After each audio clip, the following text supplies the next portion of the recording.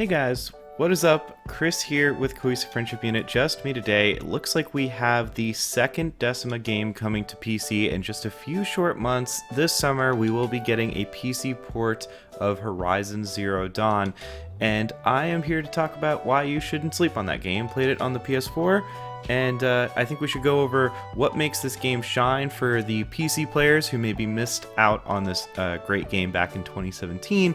But before we get into it, we are doing a giveaway for a copy of Risk of Rain 2 on your platform of choice. We are pretty close to that sub goal of 2,250 subs, so we'd really appreciate your support. And if you liked the video, please throw us a like. Alright guys, so my thoughts on Horizon Zero Dawn is it is a smaller open world experience with a really great sense of place. The lore is just fantastic. I mean, the idea is fantastic. Post-apocalyptic setting where humanity's all notions of civilization have all but died out, and there are these mecha dinosaurs. So you have this kind of older Stone Age type tribal humanity clinging on to survival, but with this super far future mech technology, and it all comes together for just beautiful visuals, awesome lore, and a really solid story.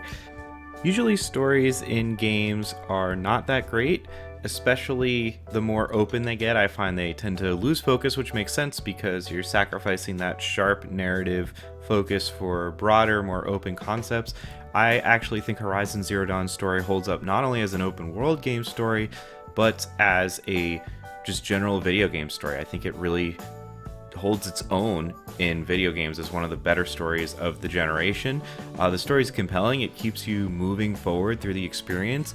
It keeps a tight focus where a lot of games sometimes you tend to ignore the main story because the other stuff to do is just almost more fun. In this case, there is a lot of other stuff to do and it is fun, but the story is actually really good and it keeps you going. And the scenarios they set up in the main story are really good.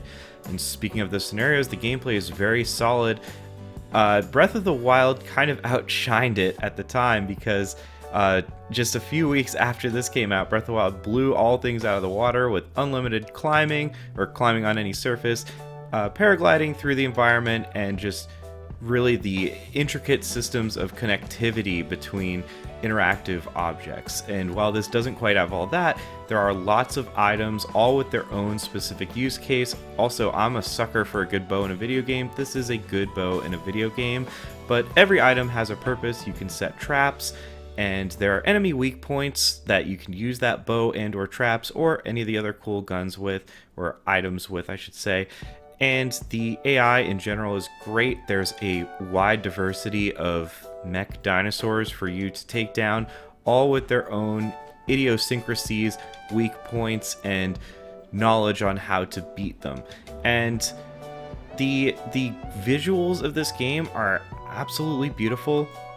It's going to be interesting to see how well Decima, which was a PS4 Sony optimized engine up until, well, in a few months, it's going to be interesting to see if those optimizations carry over to PC, where PS4 is used to relatively meek hardware, especially in the CPU department. I'm hoping that these games will absolutely sing on PC. Regardless, the visuals and art direction of this game are absolutely amazing. And just a few small, I wouldn't even call them gripes, because this is one of the gems of the generation. It's honestly super great that we are getting this on PC. Leveling does matter. If this is a game that you are kind of put off by needing to be at a certain level, this might not be the game for you. It's not like Skyrim where the world kind of levels with you. You can easily find yourself in a place, in a position, or in a fight where you simply aren't ready to be there, and this extends to the main story. Again, this is not a negative, but some people might not like it, especially in an open world game. You can find yourself going into a main mission and just simply being underleveled, and things being pretty frustrating to get through.